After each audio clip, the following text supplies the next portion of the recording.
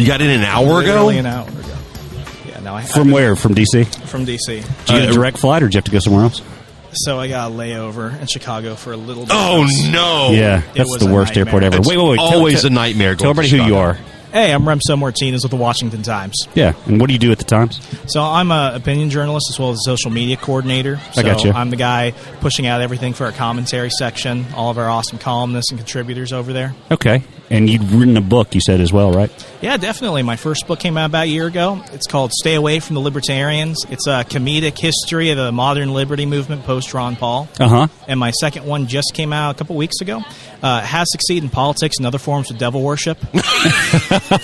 I wanted to be a little bit on the nose of that. There's a lot of tongue-in-cheek. I like this. I like this. So, Ron Paul, obviously he sided with, he says, I'm a libertarian. Do you think he did more to erode what real libertarianism is, or do you think he elevated it? Man, what is a real libertarian at this point? That's a great question.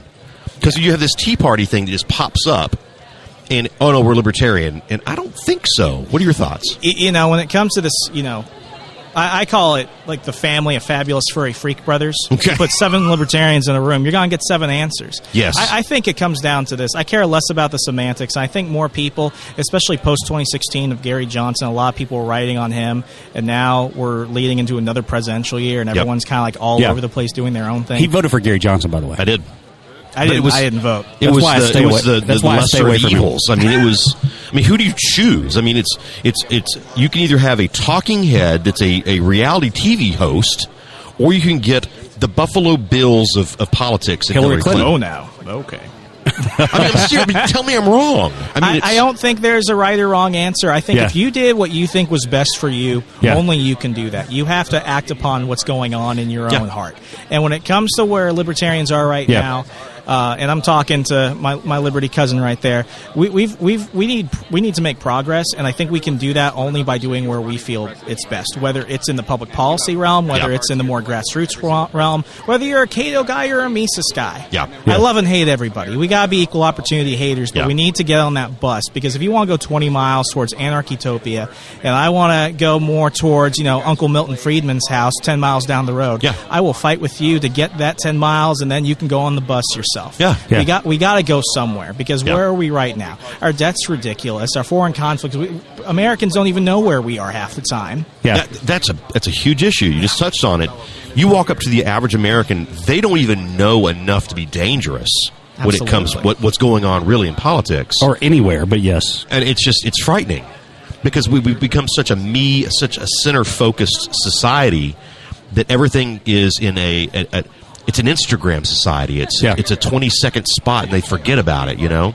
Nothing has any stick-to-itness where we stick with the message. It's a problem. Yeah, I mean, I call it Greta syndrome, because do we really care about the polar bears and the turtles getting straws up their nose, or do we want to make sure that our trash is getting picked up and our local property taxes aren't going up? Bingo. Yeah, absolutely. Bingo. And to me, one of those plays better than the other. Right. Oh, absolutely. Yeah, one of those causes emotion more than the other does, and that one of the things that you talked about where we are in foreign conflicts. It's really revealing what the Democrats and Republicans do and how they really play politics. Depending on who says we need to pull out of somewhere or who says we need to go into somewhere. Right. We're seeing a year ago, 2 years ago. Do you think the Democrats would be screaming that we need to stay somewhere? Maybe, maybe not. But the way they're screaming now that we've got a serious. Unfortunately, what's happened is they did a poll. And they found that they could pick up some voters by being a little bit more that direction. You don't say. Yeah. And they said, I think that's our message. That's our platform now. There's no platform. Yeah. And I'm not talking just on the Democratic side. There's no platform anywhere in politics right now, except for the Libertarian. I'm just kidding. Yeah. Well, I've got a question for you. Yeah, and this is what, I come from a very Fox News Republican family. Yeah. When I hear conservatives talk about what they're actually conserving. Are we trying to conserve what we have right now? Because what we have right now is really big. And then you try and push a lot of conservatives on the issue. I've got some, I used to do work for Gun Owners of America. Uh-huh. We want a fully automatic machine gun in every house. Yeah. And I have got some NRA friends that are like, you didn't need that bump stock to begin with. Yeah. I think that conservatives are often confused, and liberals are very not confused enough, because they're essentially, whenever someone runs for president as a Democrat right now, they're essentially bribing the progressive base of their own money. Yeah. So I don't really take their views on that with much seriousness these days. Right. But where do you want to see things? Because I know where you're going. Yeah. Where we're going, we don't even need roads. Yeah, absolutely. And I think horseback, baby. Here's my whole thing. I'm not a Trump fan at all. And what I feel like has happened is I feel you like, must be popular. But you voted for him, huh? But you voted for him. Absolutely, I will again.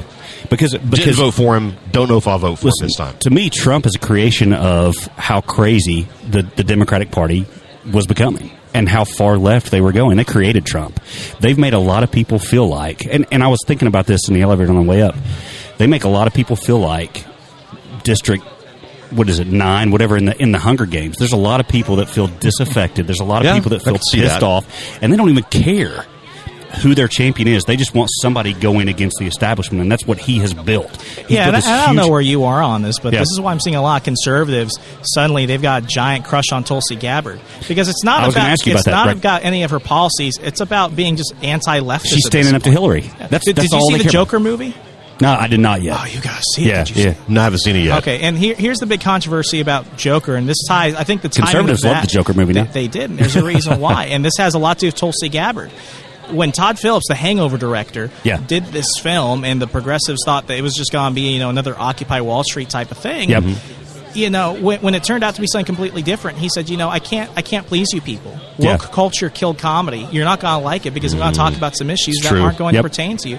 And now, a pro-abortion Democrat is now the favorite director of conservatives right now. Yeah. So it's not about being one thing or another. It's about being anti-leftist. That seems to just be the common glue that's keeping all these weird, fabulous freak brothers together, man. I said this the other day. I would actually vote for Tulsi, and I don't almost agree with anything that she has to say. She's just smoking. It's not just she's not going to win the White House, but she's winning America's hearts. Absolutely. I think she's making a play for VP, but absolutely. So, thanks for joining us. I appreciate both of you. A lot of fun. Tell everybody again where they can reach you, where they can hear your stuff, they can find you, how they can find you on social media. Yep. I'm everywhere that there's social media. Hey Remso, HEYREMSO. Okay. Thank you both again. Appreciate it. Excellent. Yeah. All right. Thanks.